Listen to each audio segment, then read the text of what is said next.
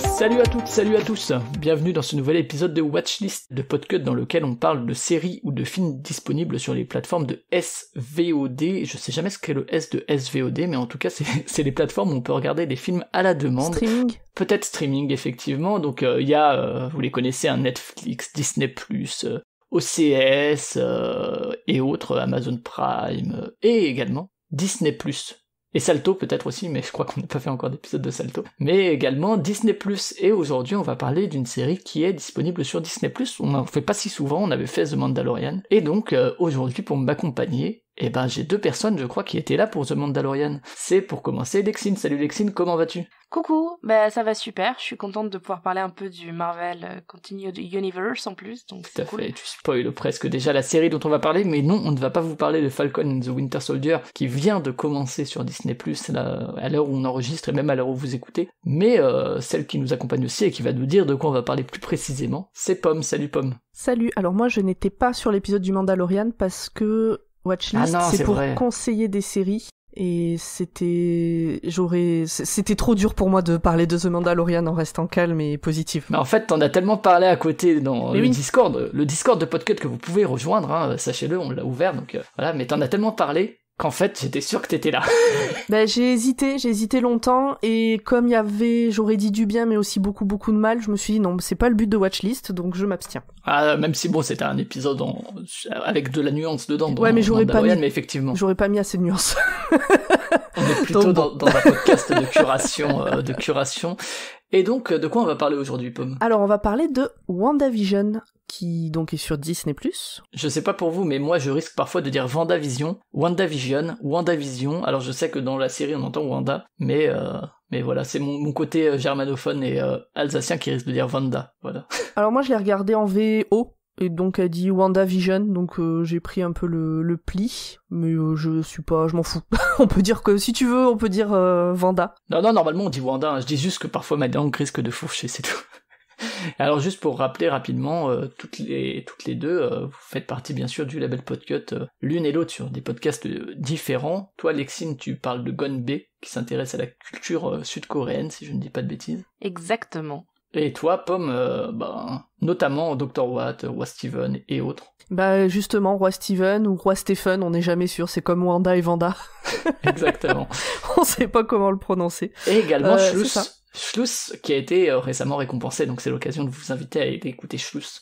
Mais oui, et Schluss, donc fiction écrite par Zu, mon comparse de Dr. Watt, et qui nous invite sur Watchlist d'ailleurs, c'est lui le gérant de Watchlist. Donc on a eu un prix, on est très contents, au concours Nuit sans images, et à l'heure actuelle, quand sort cet épisode, il y a une deuxième fiction qui est en cours, et c'est pas du tout moi qui suis personnage principal ce coup-ci, mais vous pouvez entendre ma douce voix au début de chaque épisode, alors n'hésitez pas à aller écouter. Ça s'appelle Quelque chose. Et on espère que, vu le succès de Schluss, il y aura une adaptation sur une plateforme de SVOD à venir, on vous en parlera peut-être dans Watchlist. Vous voyez un peu le plan marketing de Podcut. C'est créer des fictions pour qu'elles soient adaptées sur Netflix, pour après vous en reparler dans Watchlist. Incroyable. Exactement, tout était prévu. On va conquérir le monde avec le Podcut Continued Universe.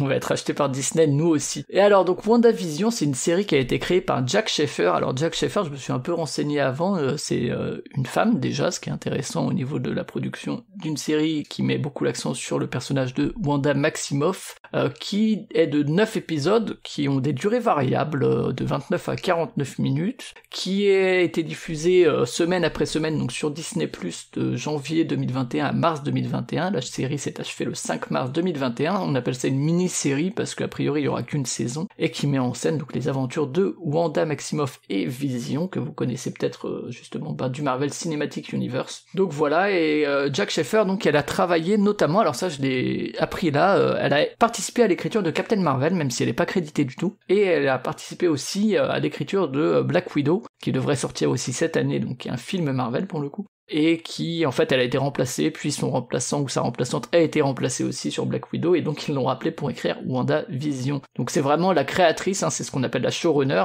puisque au niveau de la réalisation, comme souvent dans les séries, on a pas mal de personnes qui sont passées derrière la caméra. Et au niveau des acteurs et actrices, vraiment qui font le cœur de WandaVision, on va pas s'attarder non plus dessus, mais il y a Elizabeth Olsen, donc la troisième des sœurs Olsen. Moi je sais quand j'étais gamin, c'était pas celle qui était connue, c'était les deux autres, mais maintenant je pense qu'elle est plus connue que ces deux sœurs. J'étais étonné, ouais. Il y a Paul Bettany, donc qui joue le rôle de Vision. Il y a également Teyonah Parris qui joue Géraldine, et enfin peut-être en dernier personnage, Catherine Hahn qui joue Agnès, une voisine un peu envahissante. Et alors avant de commencer de présenter WandaVision, je voulais juste vous demander à toutes les deux peut-être quel est votre rapport au Marvel Cinematic Universe. Peut-être commencer par toi, Alexine. Alors, je lisais les comics fut un temps quand j'étais ado. J'ai regardé la série X-Men qui est sortie dans les années 90, plus précisément entre 92 et 1997. J'ai regardé les premiers films X-Men à la télé, j'ai globalement suivi toutes les sorties cinéma du MCU tel qu'on le connaît, mais j'ai raté pas mal de films. J'ai raté Ant-Man et la Guêpe, j'ai raté les Captain America parce que j'en ai un peu rien à faire du personnage.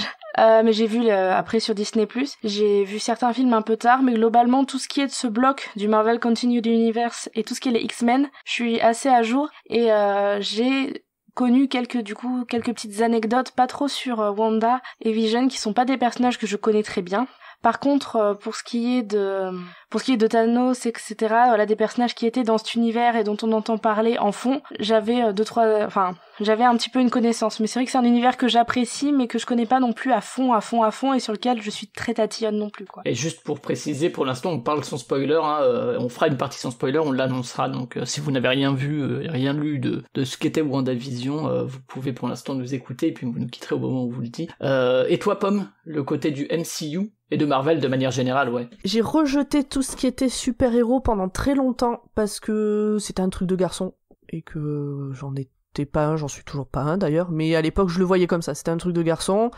On m'avait refusé des trucs dits de garçon que j'aimais bien, genre les jeux vidéo et tout ça, donc tout ce qui était truc dit de garçon, j'avais fait vraiment un rejet complet pendant une époque. Et puis bon, quand même, à un moment donné, j'ai grandi, et j'ai découvert avec les X-Men il y a une dizaine d'années.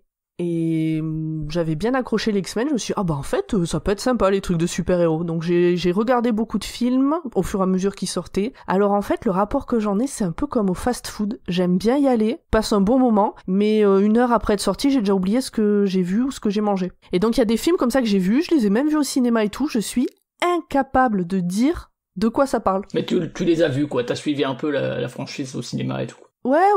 Là, tous les Civil War, etc., je les ai tous vus, mais j'ai un peu parfois l'impression de n'avoir rien vu et de ne rien connaître. C'est très étrange mon rapport à tout ça. Sachant que donc le MCU, c'est vraiment ce qu'on appelle le MCU, alors parce qu'il y a l'univers Marvel, vous citez les X-Men notamment, qui ont été créés, qui ont été créés il y a longtemps, mais qui leurs adaptations cinématographiques les plus connues sont du coup dans les années 2000, idem pour les Spider-Man de Sam Raimi et tout, mais donc ça c'est, Marvel a connu, donc on me rappelle, Marvel c'est une franchise de comics créée notamment par Stan Lee, etc., enfin par plein de monde, mais qu'on oppose souvent à DC Comics qui est Batman, etc., voilà, juste pour préciser.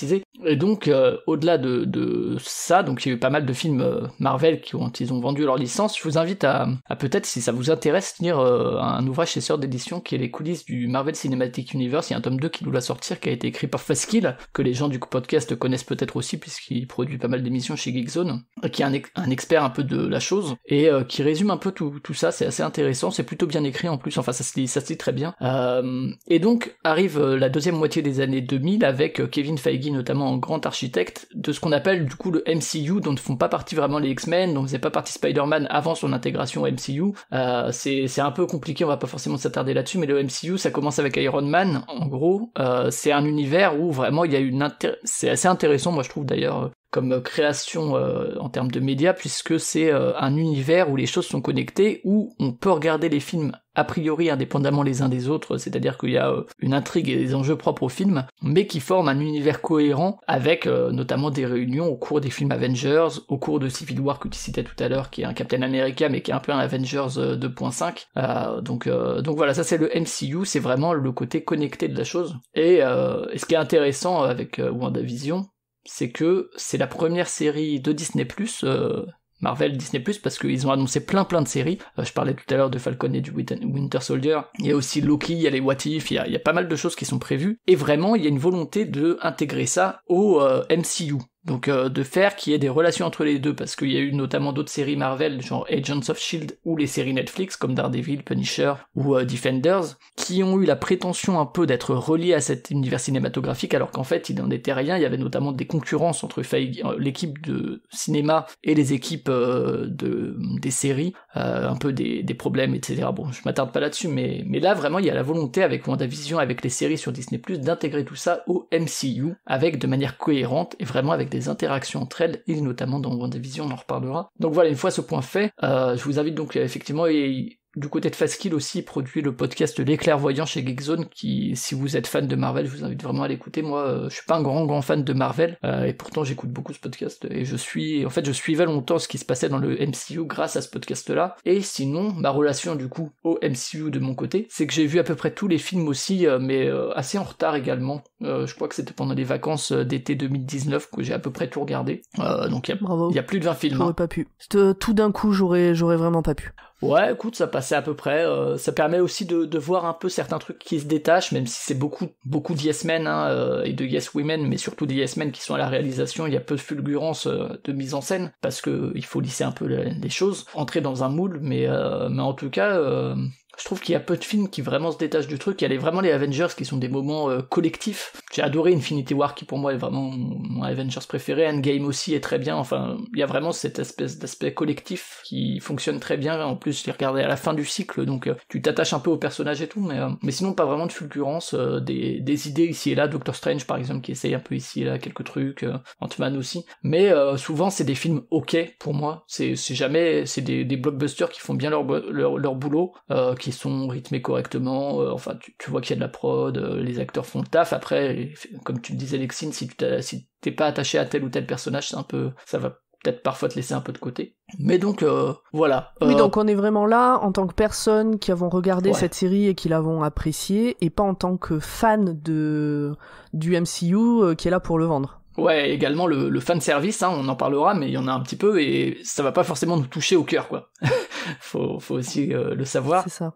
On va pas être là à essayer de chercher chacune des références qui fait référence à un obscur comics sorti en 1962 et que vraiment, quelle idée de génie de l'avoir mis là. Mais voilà, donc maintenant qu'on a fait un peu ce point sur notre rapport à nous, à MCU, ça vous donne un peu notre rapport à ça. Est-ce que, Pomme, tu pourrais nous faire un peu le pitch, encore une fois sans spoil, de ce qu'est WandaVision ? Absolument. Alors WandaVision, c'est une série qui met en scène Wanda Maximoff et Vision comme étant un couple vivant dans une banlieue parfaite des États-Unis. Et petit à petit, on va se rendre compte qu'elle est peut-être pas si parfaite que ça. C'est un peu Desperate Housewives, mais chez Marvel. Voilà.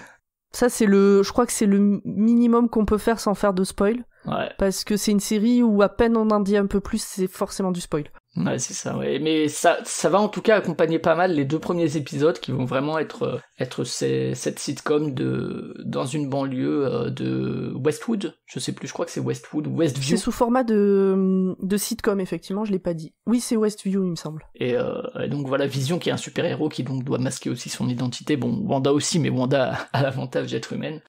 Et effectivement, les choses, ça va mal tourner. Alors voilà, ça effectivement, tu l'as dit, c'est le pitch vraiment de base. On s'attardera un peu après sur des éléments de spoil, mais peut-être déjà de ce pitch-là. Lexine, qu'est-ce que tu as pensé globalement de la série? Alors c'est très difficile de vraiment ne pas spoiler du tout, mais si tu devais dire pourquoi t'es là aujourd'hui et conseiller aux gens qui n'ont rien suivi de WandaVision, de pourquoi ça vaut le coup d'aller le voir. Alors on a parlé du MCU, de Marvel et tout ça, donc ce sont des références que tout le monde n'a pas forcément, mais quand on est dans cet univers, ce qui est rigolo, c'est que cette série, elle prend plein d'autres références, elle m'a évoqué plein de références que j'avais, et c'est assez court, donc on rentre quand même malgré tout assez vite dans l'intrigue, et même si on comprend pas tout dès le départ, on peut se dire « Ah, mais ça me rappelle ça ». Moi, ça m'a rappelé les séries de mon enfance, les séries de mon adolescence, L'évolution de la série, sans spoiler, montre aussi une évolution que les plus vieux d'entre nous, genre les trentenaires, comme c'est mon cas, ont pu vivre. Voilà. Et voilà, et dès l'épisode 1, moi j'ai été intriguée par le scénario et j'ai eu envie d'en savoir plus, et je trouve que si tout est assez conforme dans les films du MCU quand même, ça reste des films de super-héros. Là, c'est une série où je trouve qu'ils ont tenté des trucs au niveau de la mise en scène et tout ça, et je trouve ça chouette. Bah, tu parlais du premier épisode qui est en noir et blanc parce que ça fait référence aux séries. Alors, je pense que tu les as pas connues quand même, celle-ci, du coup. Oui, les trentenaires non plus, faut qu'elle arrête, là, la gamine. Celle des années 50 ou 60, quoi. Le premier épisode et même le deuxième, ça fait effectivement référence à des séries assez anciennes, quoi. Mais j'ai eu une télé en noir et blanc. J'ai eu la télé 4/3. Oui, mais bon. J'ai vu des sitcoms et pas le tout premier épisode, mais dès qu'on arrive, il y a des références à par exemple des séries, ça c'est pas du spoil de le dire comme ça. Ma sorcière bien aimée, j'étais là, mais je l'ai reconnue instant, j'ai fait mais même si c'est pas une référence qui était pour ma génération, grâce aux milliards de rediffusions de M6 et TF1, je sais ce que c'est que ma sorcière bien aimée. Ouais, donc toi, effectivement, ce que t'as apprécié, c'est cet aspect, et c'est vrai que c'est vraiment un aspect important, on en reparlera peut-être, mais cet aspect référencé, et alors je pense que pour les Américains ça a encore une autre ampleur, mais à tout un univers et à toute une chronologie du média en fait série aux États-Unis, quoi. Je trouve ça très intéressant, et la série évolue avec le scénario.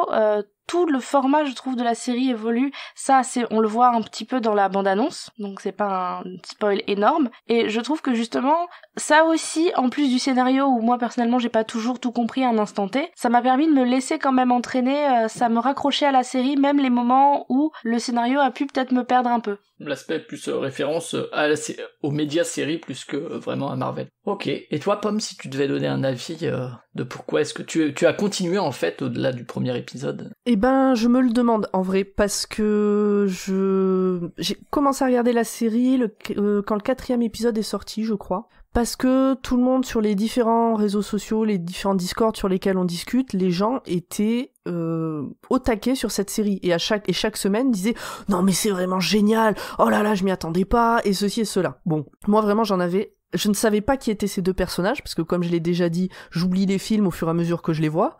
Donc je ne savais... C'est des personnages importants de l'univers Marvel, mais ils n'ont pas eu de film dédié, contrairement à Iron Man, à Captain America. Ils apparaissaient dans les Avengers, quoi, surtout. Ouais, alors ils sont revenus petit à petit au fur et à mesure de la série dans ma mémoire, mais vraiment au moment où j'ai commencé, pour moi je les avais jamais vus, je savais pas qui c'était. Donc bon, je l'ai lancé un jour où je savais pas trop quoi regarder, je me suis dit ouais, des épisodes de 30 minutes, ça se tente. Fin du premier épisode, je me suis dit bon, ok, le format est marrant. Bon, allez, je regarde le deuxième. À la fin du deuxième, je me suis dit, ouais, alors par contre, si ça va être comme ça tout le temps, ça va vraiment pas être possible. Troisième épisode, alors tout le monde me dit, allez, vas-y, tente le coup, tu verras. Troisième épisode, je me suis dit, si c'est comme les deux premiers, j'arrête. Je perds pas de temps à continuer à regarder. Et puis ça a commencé à démarrer, en tout cas, selon mes goûts. Et donc, milieu de saison vraiment très bien, là j'étais à fond, il me tardait la semaine d'après, et bon, je suis largement déçu sur la fin, mais bon, c'est, voilà.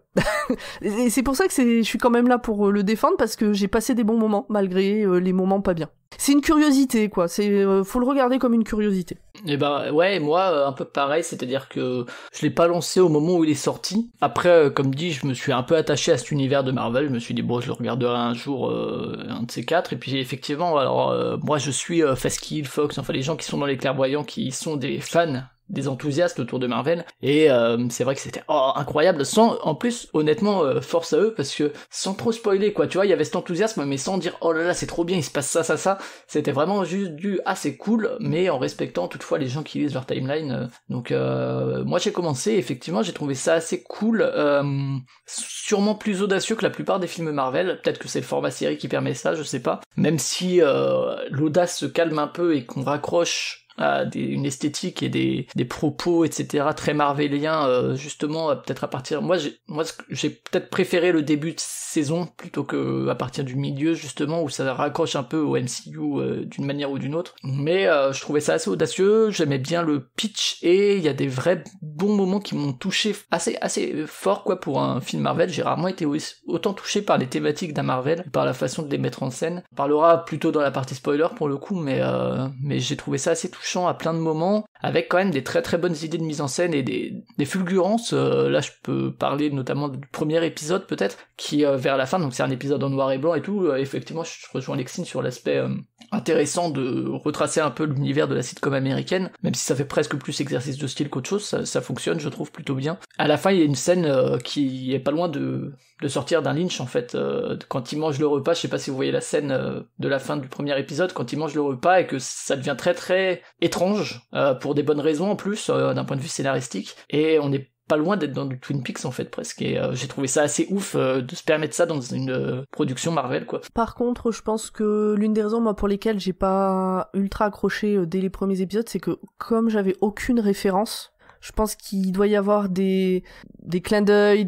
un peu de fanservice, des choses comme ça qui me sont totalement passées à côté. Je suis allée écouter après avoir tout vu. Quand on a décidé de faire cet épisode, je suis allée écouter d'autres podcasts qui en parlent, et dès le premier épisode, ils avaient des tas de choses à dire sur les personnages, leur rapport, tous les personnages qui étaient là, les théories, les trucs, les machins. Moi, j'ai vu un épisode de série, voilà, point. Il y a rien qui m'a fait tilter, quoi. Après, c'est un grand exercice des fans du MCU de ce qu'on appelle le theory crafting, c'est à partir d'un trailer ou d'un tout petit truc, essayer parce qu'ils ont la connaissance des comics, de faire plein de ramifications en disant ce personnage, peut-être que c'est ça parce que dans tel comics c'est tout, justement ce que nous on n'est pas capable de faire. C'est ça. Et que moi je trouve pas forcément passionnant par rapport à la qualité en elle-même de la série, mais donc voilà, ça c'est notre avis. Ouais, non, mais du coup, par contre, ça donne une autre dimension que j'ai pas pu moi avoir, et qui peut-être, si j'avais été dans ce trip-là, aurait fait que j'aurais de suite accroché à la série, par contre. Ouais, on en parlera justement de l'aspect lien aux fans en fait. Il y a vraiment un aspect d'écouter les fans et de leur parler directement en disant ok, on sait ce que vous attendez, on va jouer avec vous, mais ça on en parlera plutôt dans la partie spoiler qu'on va tout de suite aborder. Donc voilà, si vous n'avez rien vu et que vous voulez pas vous spoiler, vous pouvez couper ça, aller voir WandaVision et tout. Maintenant on va un peu discuter de spoil. Et pour commencer cette partie, alors on a une petite invitée qui se joint à nous, mais de manière différée. C'est Cherno qui présente le podcast Podcast chez Podcut, qu'on vous invite à aller écouter. Et si je peux me permettre, avant d'entendre son avis, c'est vraiment dommage qu'elle ait pas pu être là, parce que pour le coup, elle aurait su dire beaucoup plus de choses sur le MCU et tout ça. Elle est beaucoup plus dedans que nous. Voilà, mais donc voilà son avis, et puis on se retrouve juste après.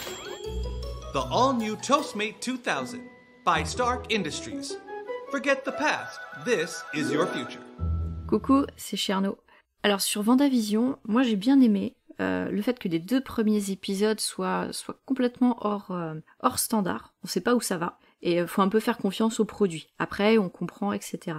Ça montre une maîtrise de l'univers des séries. Les gars, ils ont dit, ok, on sait faire des films, maintenant, vous voyez, on sait faire des séries, et on s'y connaît. Donc ça, j'ai trouvé ça cool, et ça faisait appel aussi à de vieilles séries, donc il y a le côté affect, bien sûr. J'ai bien aimé aussi le fait d'inclure Vif Argent. Alors Vif Argent, c'est Petro, c'est le frère de Wanda, mais le fait d'inclure l'acteur qu'il y avait dans les films X-Men. Alors pour des histoires de droit, tout ça, ils peuvent pas trop les utiliser, mais en mettant l'acteur, ils font le lien, puisque alors je vais peut-être spoiler un peu ceux qui le savent pas, mais Wanda et Petro sont en fait les enfants de Magneto. Voilà, ça c'est dit.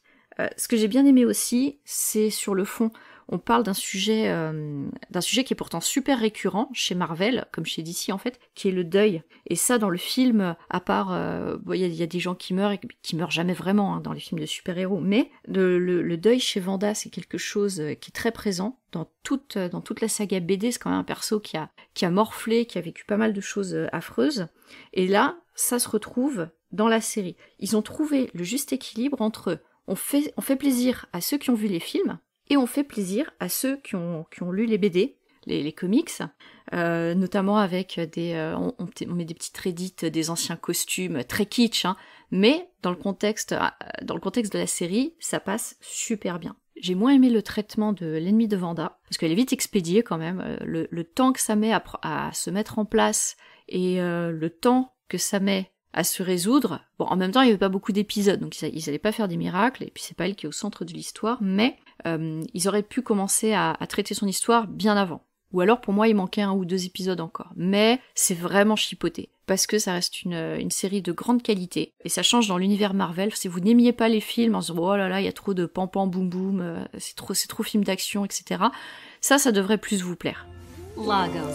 But when you make a mess, you didn't mean to. Voilà donc pour l'avis de Cherno, qui, je rappelle, donc présente Polka sur Podcut, que vous pouvez aussi aller écouter, en plus de cet avis.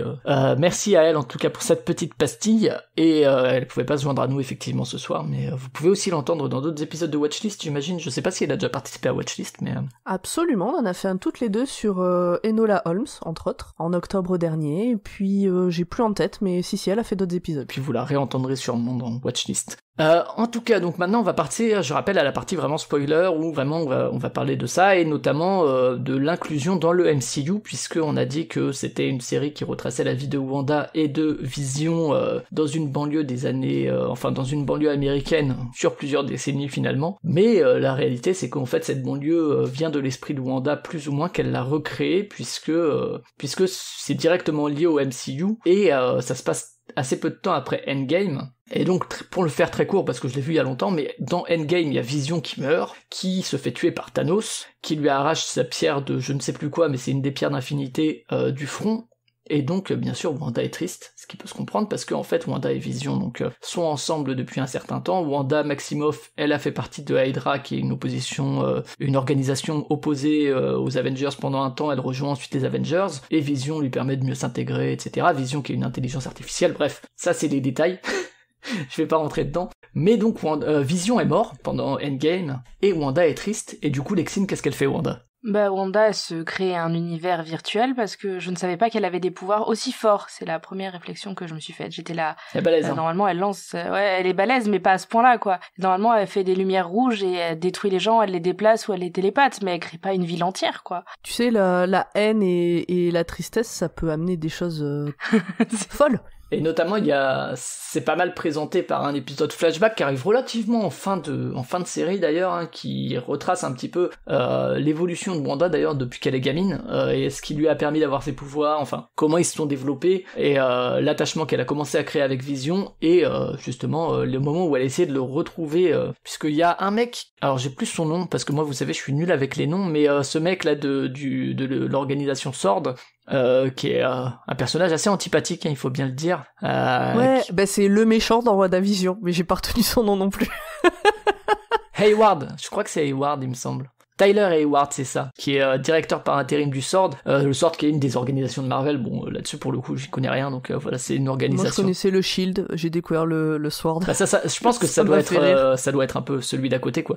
Et donc ce mec-là, effectivement, il a récupéré les fragments de Vision, en fait, ses bouts de corps, pour essayer de faire des analyses dessus, c'est plus ou moins ce que j'ai compris, hein, vous me dites si vous avez compris autre chose, mais pour, entre guillemets, pouvoir le réutiliser en tant qu'arme, parce que Vision est quand même assez puissant. Et donc, Wanda a voulu voir son mec, quoi, essayer d'avoir un deuil, en fait, tout simplement. Et bien sûr, Hayward lui dit, en fait, ça va pas être possible. Regarde ce qu'on en a fait, et en fait, là, il lui montre donc son Vision découpée en plein de morceaux.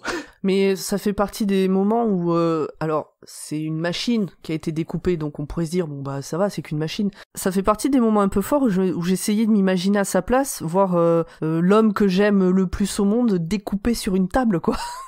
Avec quelqu'un de très froid qui dit, non, tu peux pas le revoir, regarde. Il est découpé. Ouais, et puis finalement, c'est qu'un robot, alors... Mais quelle horreur. Et puis tu sais, il sera plus utile à nous. Et... Ouais, il y a de quoi te faire friser, quand même. Et elle, du coup, elle pète son plomb, et puis effectivement, elle recrée un univers à Westview, et elle crée ce qu'on appelle le X, qui est une banlieue fictive, qu'elle contrôle plus ou moins, puisque tous les habitants qui y sont passent sous son contrôle aussi, et elle efface un peu la mémoire, en tout cas elle les contrôle pour les modeler à l'univers que elle veut vivre, en fait. Et là-dessus, en fait, ça introduit déjà pas mal la thématique, je sais pas Lexine si tu veux en parler, mais la thématique du deuil, etc., un truc qui va irriguer pas mal la série pendant tout le long, quoi.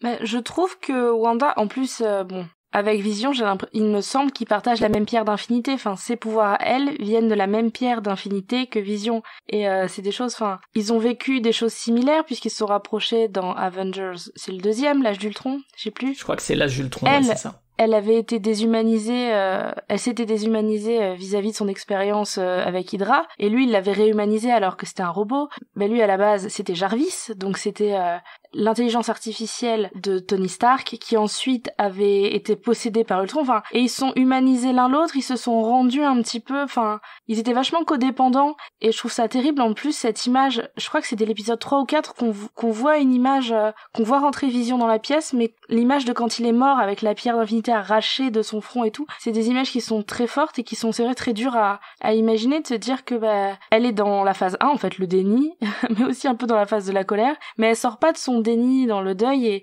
et c'est super triste parce que Wanda, elle a une vie terrible. D'ailleurs, avec les flashbacks, on se rappelle bien qu'elle a perdu ses parents, qu'elle a perdu son frère, qu'ils ont détruit une ville entière en Sokovie, blablabla, et là, elle a perdu Vision quand la moitié de l'humanité a disparu. Enfin, c'est que des choses qui sont très très lourdes à porter, et je me dis, pour une seule personne, elle se crée, enfin, je comprends si elle a le pouvoir de se créer une bulle, autant le faire, en fait. Je la comprends totalement. Et moi, c'est vrai que cette thématique du deuil, je la trouve très très bien mise en scène en fait, et je trouve que c'est vraiment super touchant, et pour le coup, donc moi j'avais vu Endgame, donc je sais que Vision est décédé en fait, et que en fait c'est une mise en scène, enfin finalement le fait que dans la deuxième partie de la série ça s'explicite un peu, je trouve que c'est un peu ce qui est la faiblesse du truc, c'est que quand t'as vu Endgame, que tu sais comment c'est et que Vision est mort, en fait moi je trouve les 2 premiers épisodes très très tristes et très mélancoliques en fait, alors qu'il y a aussi de l'humour dans ces épisodes là, comme dit c'est basé sur le format de la sitcom, donc avec aussi des rires enregistrés et compagnie, mais en fait c'est un humour très détaché, parce que toi tu sais, et c'est là que c'est fort, c'est que ça parle effectivement aux personnes qui connaissent le MCU et qui savent effectivement ce qu'elle a perdu, et que tu sais que Vision, il y a très peu de chances qu'il soit revenu à la vie, et que c'est une projection. Alors le fait qu'après il se révèle qu'il y a une relation avec la réalité, qu'elle a créé ça dans l'univers réel à Westview, etc., et que en fait après il y a un autre Vision qui arrive et compagnie, bon ça à la limite pourquoi pas, mais en tout cas ça pourrait n'être qu'une projection de son subconscient, et que tout n'était qu'un rêve, hein, pour reprendre un trope assez connu. J'ai eu un peu peur que ce soit ça à un moment. À la limite, ça m'aurait pas dérangé, parce qu'en fait, ça enlève rien à la beauté de la situation, qui fait que tu vois qu'en fait, elle essaie de se recréer un truc, et du coup, en fait, toutes les scènes de bonheur avec Vision, bah moi, je les ai trouvées super tristes, et comme dit, c'est en termes de mise en scène et de parler du deuil de cette manière-là, c'est une des plus belle chose que j'ai vu dans le MCU, ces 2 premiers épisodes où justement t'es dans un format plutôt humoristique, et où en fait toi tu sais ce qu'il y a derrière. Moi j'ai trouvé ça assez bluffant en termes de ce que ça raconte. C'est justement le fait, Pomme, toi justement tu peux peut-être dire pourquoi t'as accroché toi à partir de la suite, où vraiment on rentre plus dans une narration plus classique. Je pense. En fait, justement, moi le truc c'est que les premiers épisodes m'ont fait chier parce que j'avais pas les refs. Donc toi, tu vois, tu dis quand tu sais ce qu'il y a derrière, toi tu savais que en fait l'autre était mort, que il y avait un truc. Moi j'en savais rien du tout. Ouais, tu te rappelais plus de ça, ouais. Ok. Ouais, donc vraiment je voyais ces 2 gus qui avaient l'air fort sympathiques. Ceci dit, ce couple, je trouve qu'on y accroche dès le départ. Bien interprété en plus, je trouve, hein, que ce soit les deux, hein, les deux sont super. Mais globalement tous les acteurs de cette série sont plutôt très bien. Mais les deux marchent vraiment bien ensemble. Il y a à aucun moment tu doutes, à aucun moment ils sont très bien. Et donc premier épisode, je crois que ça on l'a pas trop décrit non plus. Enfin on l'a dit vite fait, mais donc premier épisode c'est collé sur les sitcoms des années 50, deuxième épisode sur les sitcoms des années 60, donc typiquement pas Madame est servie, Ma sorcière bien-aimée. Premier épisode, c'est les aventures de Dick Van Dyke, c'est un truc comme ça. Donc Ma sorcière bien-aimée. Troisième épisode, c'est les années 70. Quatrième épisode, c'est les années 80. Donc voilà, on avance comme ça. Jusqu'à Malcolm, et puis aux séries un peu Arrested Development, tout ce genre de choses. Voilà, c'est ça. Et donc vraiment, moi, les premiers épisodes, j'ai continué parce que c'était court et qu'on m'avait dit que ça valait la peine. J'ai commencé à vraiment accrocher quand justement quand on a commencé à voir l'extérieur et comprendre que en fait, elle est dans une bulle et qu'à l'extérieur il se passe des choses, et que en fait j'ai accroché au moment où on comprend plus. On se dit attends, qu'est-ce qui se passe? Donc toujours moi n'ayant plus en tête ce qui s'était passé avant dans les films. Hein, je sais pas que l'autre il est mort. Donc il y a commencé à y avoir un balancement, un suspense, de se dire bah attends, il y a un truc que j'ai pas pigé, on va nous expliquer des choses. Puis après, une fois que tout est vraiment calé et qu'on rentre, typiquement le dernier épisode c'est du Marvel super-héros, là je me suis fait chier. Ouais, en fait, à partir du moment où Agnès, donc la voisine un peu gênante, se révèle en fait être une sorcière de l'univers Marvel, qui est donc Agatha Harkness, ce qui avait été plus ou moins vu par pas mal de gens, parce que Agatha Harkness, etc. Alors il y avait aussi des suspicions sur le fait que Mephisto soit là-dedans.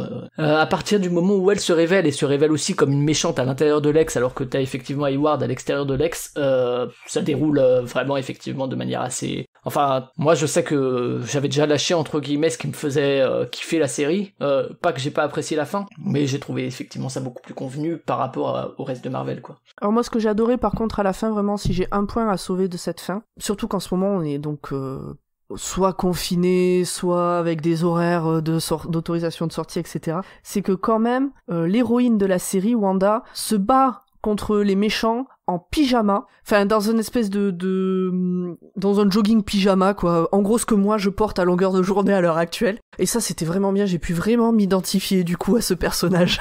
Ouais, et c'est cool parce que ça montre aussi notre situation, sans être aussi forceur que j'en parlais dans l'épisode de Mandalorian, mais il y a des blagues sur les masques que porte le Mandalorian, que je trouvais fort mal amené, alors que là, peut-être que c'est une référence à ça, mais tu vois, je l'ai même pas vu en fait. Non, je pense pas. Je pense que pour moi c'était vraiment... Bah déjà, alors ça s'explique par le fait que au début de cet épisode, on est encore donc dans le 6e ou 8e, je sais plus, épisode type sitcom, et où ça démarre avec la mère qui se lève, parce qu'entre deux, donc ils ont eu 2 gamins, la mère qui se lève, les gamins qui vont jouer avec la voisine, elle qui se fait un bol de céréales, machin, elle veut traîner chez elle, et du coup... Pour moi, ça met en avant le côté recherche de normalité de Wanda. Ce qu'elle veut, elle, c'est son mari, ses enfants dans sa maison, pouvoir traîner en pyjama le week-end, manger des céréales, avoir des voisins, et pas être en tenue de super-héros pour essayer de sauver le monde ou de le détruire. Et donc c'est le côté super-héros qui rattrape le côté la vie de tous les jours. Et d'ailleurs, quand elle sort du X à un moment donné, qu'elle va à la confrontation avec les personnes du Sword, elle est habillée dans sa tenue de cuir, la tenue qu'on connaît de Wanda, la sorcière rouge en fait, enfin qu'on connaît dans les films. Scarlet Witch donc. Et donc peut-être justement parler de cet aspect référencé et de l'inclusion au MCU. Donc on a parlé du fait que c'était lié à Endgame forcément. Ça va aussi introduire, je pense, c'est le premier média qui sort depuis Endgame. C'est enfin à part un Spider-Man mais qui faisait office un peu de pause, enfin entre deux. Au cinéma, c'est Black Widow qui doit introduire la nouvelle phase du MCU, la phase 4. Mais mine de rien, WandaVision a quand même la lourde tâche de se dire ok, le Marvel Cinematic Universe existe toujours, alors après voilà, on s'attend pas à un Avengers justement en termes de marketing et tout, bon c'est quand même la série qui a fait le plus marché sur Disney+, juste avant maintenant c'est Falcon et Winter Soldier qui est le meilleur démarrage du coup depuis qu'il est sorti, mais voilà, ça a quand même cette tâche là, donc de recoller les morceaux, de effectivement dire non vous inquiétez pas, on fait pas comme Agents of Shield et les séries Netflix, on va utiliser ce qu'on fait là dans le MCU après, donc introduire certains éléments. Et alors peut-être Lexine, tu peux parler, tu disais que tu connaissais les X-Men, donc Wanda et Pietro, donc son frère qu'elle a perdu, je sais plus, ça doit être dans l'ère d'Ultron justement ou par là, sont les enfants de Magneto, qui est un personnage célèbre des X-Men. Est-ce que tu veux parler justement de la présence de ce Pietro là, donc de Evan Peters, qui est introduit dans la série en tant que son frère, alors que son frère est mort, et du coup ça l'a fait un peu bugger. Alors au moment attention, où elle le voit, parce d'ailleurs, que c'est les enfants de Magneto, ou pas, selon qu'il y a des droits ou pas de le dire à la télé à voix haute, ou pas. Parce que X-Men fait partie de la Fox. C'est ça. X-Men faisait partie de la Fox, bon alors ça a été racheté, ils ont les droits je crois de les inclure maintenant, et d'ailleurs les créateurs ont joué avec ça. Je sais pas Lexine si tu vas en parler vite fait du fait que Evan Peters / Pietro c'est aussi Vif Argent, un X-Men et tout, enfin c'est un peu compliqué tout ça, mais ça c'est un truc qui m'a rendu folle au début du MCU, c'est que Spider-Man, mettons moi un de mes comics préférés dans cet univers là, il est sorti, en plus c'est un des Avengers, c'est quelque chose War. Je retrouve plus le titre. C'est quand les super-héros s'opposent et font deux clans. Civil War. Ouais, Civil War, voilà. Et dans le comic Civil War, Spider-Man, il est super important. Il est super important, et il y a tout le monde. Et le problème, c'est qu'avec ces histoires de droits, que c'était Spider-Man, il était à Sony, qu'il y en avait, ils étaient à la Fox, mais maintenant Disney a racheté tout le monde, donc c'est vachement pratique. On savait qu'on n'aurait pas certains héros, qu'on en aurait peut-être d'autres. On a Deadpool qui fait un petit peu le lien entre les X-Men et les autres, parce qu'il est un petit peu évanescent. Mais c'est vrai que c'est un petit peu compliqué. Et moi, j'étais contente, justement, de garder ce lien avec, donc, le frère de Wanda, qui est Vif Argent, qui est très connu parmi les X-Men, et la sorcière rouge, qui est quand même un X-Men aussi très puissant, et je trouve ça bien quand même qu'on commence un petit peu à recoller les morceaux entre les différentes parties du Marvel. Et c'est vrai que c'est un passage un peu bizarre et triste aussi, parce qu'elle a perdu son frère, on le voit qui tape à la porte, et on voit un personnage, une mathématicienne... On n'a pas vu dans l'ère d'Ultron pour le coup, parce que dans l'ère d'Ultron, je sais plus qui c'est qui l'incarnait, alors c'est ça. C'était Aaron Taylor Johnson, c'est ça. C'est ça, c'est-à-dire que là, ils ont pris l'acteur qui est dans X-Men Future dans un Past, film X-Men. Dans un des X-Men. Voilà, ils ont pris l'acteur qui est dans un des X-Men, et pas celui qui est dans le MCU. Ouais, c'est ça. Ouais. Et d'ailleurs, il y a un twist vis-à-vis de ça, c'est qu'on se rend compte que c'est pas son frère, mais qu'en fait c'est la voisine. C'est un random quoi, un mec de l'univers. C'est comment elle s'appelle, Agatha machin là. Ouais, Agatha Harkness, ouais. Agatha Harkness, on vous a dit qu'on était des pros du MCU. Agatha Harkness qui a manipulé un des voisins pour dire pour faire croire que c'était son frère qui était En revenu. fait, c'est juste Ralph Bonner, quoi. C'est juste un habitant de Westview. C'est ça. Mais ça, c'est un clin d'œil aux fans aussi, hein, clairement. Ouais, justement, je sais pas, Lexine, toi qui connais, donc c'est dans X-Men Dark Phoenix et autres X-Men, donc X-Men, je l'ai vu, la Days of Future Past aussi, et X-Men Apocalypse, donc c'est effectivement Evan Peters qui incarne Vif Argent. Et alors, effectivement, je crois que c'est vraiment l'épisode où ça a explosé sur les réseaux au moment où ils se sont dit waouh, parce qu'il arrive en fin d'épisode évidemment. Je sais pas toi si tu connaissais les films X-Men et comment est-ce que ça t'a fait élaborer des théories et tout à ce niveau-là? J'ai regardé donc avec mon compagnon Jo, qui des fois participe au podcast, donc vous l'avez peut-être déjà entendu, et on s'est regardé et on s'est dit non mais sérieux, ils ont casté Vif Argent, mais l'autre Vif Argent, alors on a regardé, on a vérifié parce que c'est merveilleux maintenant avec un téléphone portable, on peut aller vérifier directement sur les pages Wikipédia, machin, les castings, et on s'est dit mais c'est ça aussi un petit peu le clin d'œil au fait que 10 personnes possèdent la licence et qu'ils aient fait 36 reboots.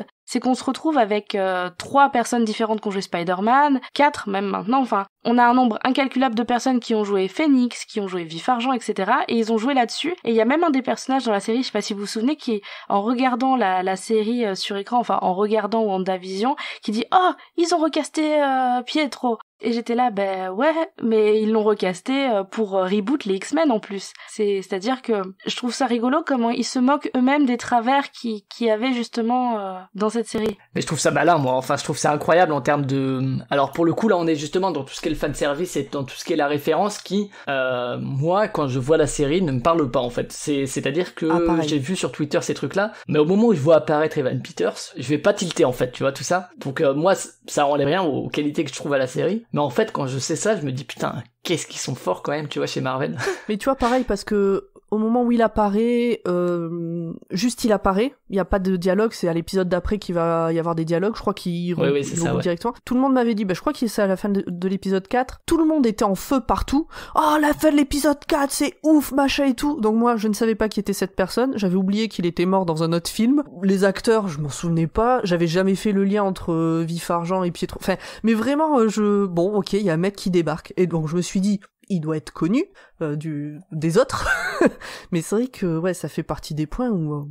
Ouais, mais moi, si tu veux, je me rappelais que Pietro était mort, et donc en fait, il y avait un impact émotionnel du fait qu'encore une fois, elle recrée son monde, etc. Mais en fait, le fait qu'elle trouve ça chelou, parce que elle sait qu'il est mort, et que finalement, elle a fait son deuil quand même de lui, ça m'a fait quand même tilter, mais je me rappelais pas de l'acteur, etc. Et en fait, c'est vraiment en réécoutant après les clairvoyants, ou bien en lisant les trucs, où je me suis dit, ok, en fait, là, ils sont futés, parce qu'ils vont effectivement aller chercher un mec qui est dans X-Men, donc chez la Fox, dont ils ont récupéré les droits récemment, et en fait, ça ouvre un champ des possibles en termes de théorie crafting, justement pour les fans, qui est absolument ouf, tout comme le fait d'avoir des gamins qui sont donc Wiccan et Speed, qui en fait sont des fruits de son imagination, puisque c'est des enfants qui sont fictifs, entre guillemets, même si la fin, on les entend crier, et ça fait encore plein d'ouvertures possibles. Mais là-dessus, Marvel sont intouchables, en fait. C'est-à-dire que justement, ce problème que tu soulèves, Lexine, je trouve la fragmentation des licences et tout, en fait, ils l'utilisent pour montrer aux fans, regardez, on va jouer avec vous, regardez, on sait que c'est cet acteur, on sait qu'il a joué ça là-dedans, et après, en gros, on verra ce qu'on en fait. Finalement, c'est juste un random, mais peut-être pas, en fait, tu vois. Peut-être qu'en fait, il se passe vraiment un truc avec lui, tu vois.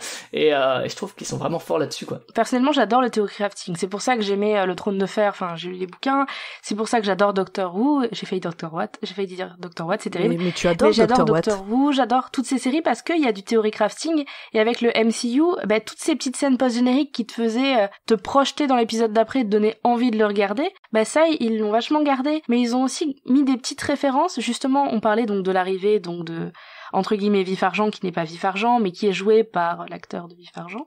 Après, il y a l'épisode d'Halloween où justement il se déguise en Vif Argent. Et où elle est déguisée en Scarlet Witch aussi, ouais. Et oui, et lui, il est déguisé en Vision. Ils sont déguisés dans leur costume qu'il y a en cover des comics et tout.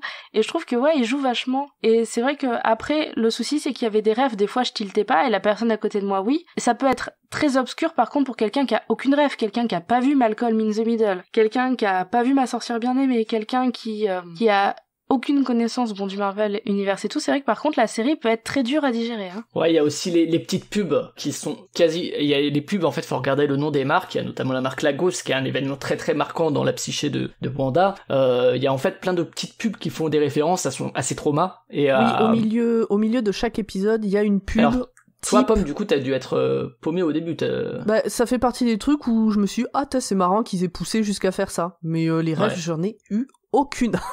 Mais bon, voilà, par contre, sur chaque épisode, donc chaque épisode fait référence à un type d'épisode d'un type de décennie, il y a une pub comme il pouvait y en avoir à l'époque dans le style que ça existait. Ils ont poussé le truc jusqu'au bout. Moi, c'est plus ça que j'ai vu. Mais c'est vrai que les références... Mais c'est vrai que c'est une série qui, je trouve, justement, réussit bien... cet équilibre-là qui est pas facile à tenir en fait, je trouve. Moi, je trouve justement que sur la deuxième partie, ce qui est un exercice délicat en fait, ce qui est vachement audacieux parce que normalement t'es censé accrocher tes spectateurs dès le premier épisode. Là, honnêtement, pour les personnes qui y vont parce qu'ils ont Disney+ mais qui s'intéressent pas à Marvel, c'est super chaud quoi. Et en fait, l'explicitation vient à partir effectivement du 3e, 4e épisode où t'as une intrigue un peu plus convenue qui apparaît. Mais je trouve ça très audacieux de faire cette proposition là et notamment les pubs là qui sont des références vraiment à des trucs qui sont passés et qui font appel à sa psyché et tout et qui ont un impact mais qui pour le spectateur lambda qui ne connaît pas spécialement Marvel, ça peut être un peu déroutant quoi. Mais je trouve que c'est vraiment une série très très méta quoi et en fait, qui le sait, qui le montre qu'elle est méta, c'est-à-dire qu'elle sait ce que... En fait, c'est tellement grand public et mainstream maintenant, les comics et le MCU, qu'ils se permettent de jouer avec ça, quoi. Et je trouve que c'est vraiment... c'est assez fort, quoi, comme proposition, qu'on accroche ou pas, de jouer comme ça avec les attentes des fans et de, en fait, faire exprès de mettre des petites ouvertures en se disant, tiens, et puis, parce qu'ils savent exactement ce que vont en faire les fans, en fait. Et je trouve ça vraiment assez cool, quoi, en fait. Et bon, c'est une pratique qu'ils ont depuis longtemps aussi dans les trailers de mettre des faux trucs qui n'arriveront pas dans le film, mais qui vont ouvrir des théories et je trouve que vraiment WandaVision là-dessus est assez exemplaire à ce niveau-là quoi. Après je sais pas si vous voulez rajouter quelque chose sur l'appréciation globale du coup en utilisant ces éléments de spoil, ce lien au réel, cet aspect très référencé, etc. Je sais pas si Pomme tu veux donner un avis un peu final sur la série. En fait, j'apprécie encore plus... donc comme je l'ai dit, j'ai eu du mal à accrocher, j'ai bien aimé le milieu parce qu'on se demande ce qui va se passer, puis la fin, c'était du piou-piou et de la bagarre, mais rien... La bagarre en volant, quoi. Ouais, de la bagarre en volant, en pyjama, c'était génial. Et avec Vision qui affronte Vision. Ouais, voilà, c'est Vision qui affronte Vision, la Vision blanche, je sais que Grand Poil était ouf de le voir débarquer, moi j'en avais rien à battre, parce que je sais pas qui c'est. Bon voilà, mais je suis contente de l'avoir vu et en fait je suis super contente d'écouter des gens qui maîtrisent bien le sujet en parler parce que du coup j'ai l'impression de poursuivre l'histoire et d'apprendre d'autres trucs en fait. Ça te donne un autre regard sur la série. C'est ça. Et donc en fait je trouve presque plus intéressant d'écouter les gens en parler que ça complète bien la série, je trouve ça continue bien la série. Je pense que c'est une curiosité à voir pour les gens qui sont pas au taquet du MCU et de ce que j'en ai compris, c'est une série pour les fans qui est un petit bonbon quoi. Et toi Alexine, du coup, si tu devais un peu aller vers la fin, ton avis global? Alors moi, honnêtement, j'ouvrais mes yeux de plus en plus grand de la même façon qu'ils ont fait 4/3, 16/9, écran plat, avec le format des vidéos. J'ai adoré parce qu'en plus, ça parle vraiment au côté fanservice. Je suis très sensible au fanservice. Et le fait d'avoir une proche de Captain Marvel, parce que c'était la fille de sa meilleure amie, d'avoir... Ah oui, c'est vrai qu'on n'a pas parlé de Monica Rambeau, qui a aussi une ouverture vers le futur du MCU, certainement. Ah, c'est elle. D'accord. Parce que tout à l'heure vous avez dit oui, ça fait un lien avec Captain Marvel. Je me suis dit oui, d'accord. Ok, ça y est, c'est bon, je reboucle avec la copine, avec Marie Rambeau. Ouais, qui encore sera une fois, je n'avais pas. Sûrement dans Captain Marvel 2 du coup en fait. Alors que j'ai adoré le film Captain Marvel. Je pense que des films que j'ai pu voir, c'est un de mes préférés. J'avais oublié le nom de ce personnage. Moi, c'est quand elle a dit tu resteras à terre, j'étais là, oh, elle est aviatrice, et je me suis dit, ah, mais la copine de Captain Marvel, elle était aussi aviatrice, et sa fille. Et donc, ouais, j'adore, et je me dis, le fait d'avoir Agatha Agnes, qui est une sorcière, ça m'a aussi fait dire, oh, on a bientôt Doctor Strange 2, on revient chez les sorciers, parce que malgré tout, on y a fait quand même une incursion dans le monde des sorciers. Donc vraiment, je me suis retrouvée dans l'univers qu'on avait commencé à nous distribuer, qu'on n'avait pas fini d'explorer, et dans les films qui vont sortir, et du coup ça m'a remotivé un petit peu à ce Marvel Universe, du coup, que à cause du fait qu'il y ait plus de films au cinéma, avant Marvel on allait voir 1, 2, 3 films par an de chez Marvel. Là on a arrêté, et cette série en fait elle m'a rappelé le plaisir que j'avais d'aller au cinéma, voir Doctor Strange, etc. Captain Marvel, ça m'a rappelé des bons souvenirs et ça m'a donné envie d'aller voir justement Doctor Strange, etc. et d'aller voir la suite de tout ce qu'ils ont un petit peu commencé à égrener comme bout d'univers en nous rappelant des personnages, etc. Ouais, parce qu'il y a beaucoup d'ouverture, hein. Il y a les gamins de Wanda, il y a Wanda qui est devenue Scarlet Witch, qui utilise, je sais plus comment s'appelle ce bouquin, mais qui permet, le Darkhold je crois, qui permet de manipuler justement tout le pouvoir des sorcières. Il y a Agatha Harkness qui est mise de côté, mais on sait qu'il va y avoir d'autres trucs. Il y a éventuellement ce Pietro Evan Peters, on sait pas s'il reviendra ou pas. Il y a que va devenir réellement Vision. Il y parce qu'à la fin elle accepte quand même le deuil et tout, enfin c'est une belle conclusion aussi. Oh, la fin, elle est Monica Rambeau. La fin, elle est très très belle en rapport avec le deuil, justement, oui. Et Monica Rambeau, je trouve, moi, son personnage est un peu expédié. Enfin, tu vois que c'est vraiment juste raconter son origin story. Et après, elle sert plus forcément à grand chose une fois qu'on sait qu'elle a des pouvoirs parce qu'elle a traversé le X fois et qu'il s'est passé des trucs dans ses cellules, je sais pas exactement. Mais donc, Lexine, toi, ouais, y a vraiment cet aspect fanservice et méta qui t'a aussi...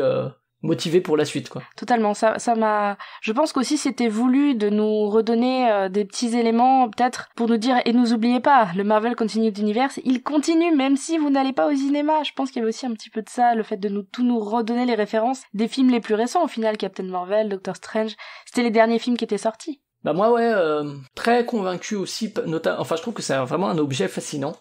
Pareil que toi Pomme, j'aime beaucoup en entendre parler sur des gens qui ont plein de petits indices sur ce qui se passe ou qui font des grandes théories et tout. Je trouve ça vraiment, enfin c'est passionnant en fait d'écouter les fans en parler. Après je trouve que comme je l'ai dit plus tôt, il y a vraiment des émotions que j'avais jamais ressenties dans un Marvel et que j'ai trouvé en termes de mise en scène et de propositions esthétiques assez folles sur la proposition du deuil dans les 2 premiers épisodes où tu te projettes en fait et tu te dis putain ouais, en fait ils sont heureux mais en fait il est mort quoi.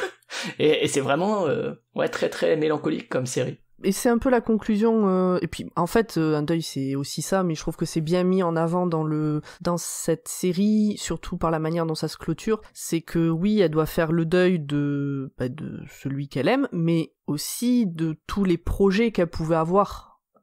C'est pas juste le deuil d'une personne, c'est le deuil d'une projection de vie complète. Et je trouve que c'est très bien abordé et que c'est très bien conclu.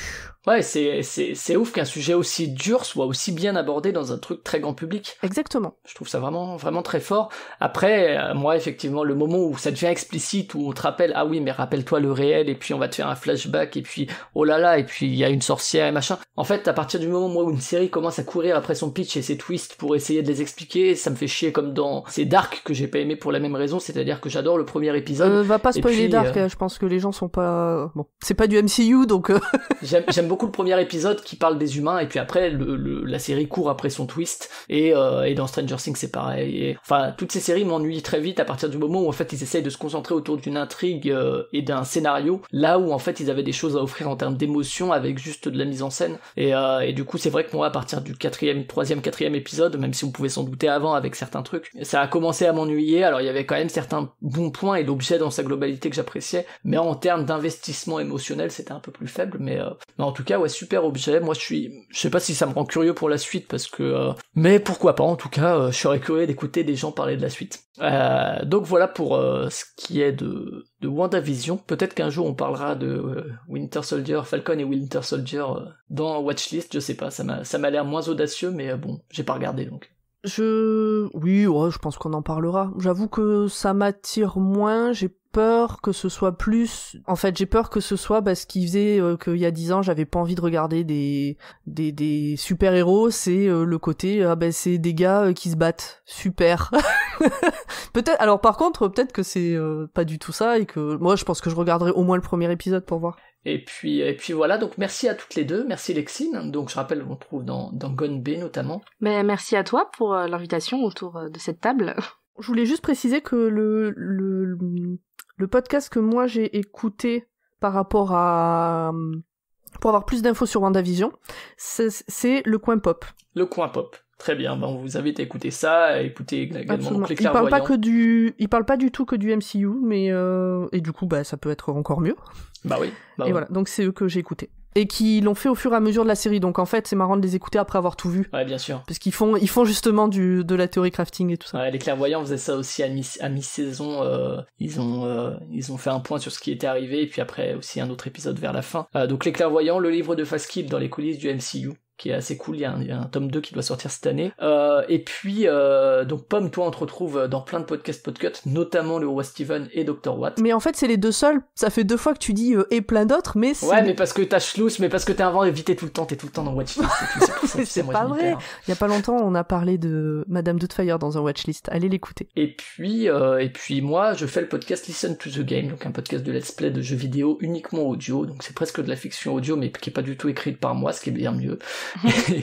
et puis merci à Cherno, donc qui vous entendez elle dans Polka. Watchlist, donc c'est un podcast du label Podcut. On a parlé du Discord, venez sur le Discord, il y a une bonne ambiance et puis on discute des fois de séries et tout, donc c'est cool. Et puis si vous avez un peu de sous, vous pouvez écouter, donc déjà ça, même si vous avez pas de sous en fait, vous pouvez écouter tous les podcasts du label Podcut. Mais si vous avez un peu de sous et que vous avez un peu l'âme du mécénat, on a un Patreon aussi sur lequel vous pouvez donner un petit peu, qui donne accès à des articles tous les jeudis, écrits par les gens des podcasts Podcut, qui donne aussi accès à Schluss, c'est en avant-première si je dis pas de bêtises, Pomme, hein. Absolument, c'était en avant-première. Et qui donne également accès à une partie spéciale sur le Discord où vraiment il se dit des choses incroyables. Vous voulez vraiment savoir ce qu'on dit sur la partie patriote du Discord de Podcut. Puis surtout, ça nous aide à fonctionner, à payer le site sur lequel il y a une utilité à ça, à payer, j'en sais rien, du matériel. Oui, voilà, c'est pas, ça va pas dans notre poche, ça va dans l'utile. Vous retrouvez Watchlist la semaine prochaine pour un épisode sans doute plus court et sans doute tout aussi intéressant malgré tout. Et puis merci encore à toutes les deux. À plus. Ciao. À bientôt. Ciao. Merci, bye bye.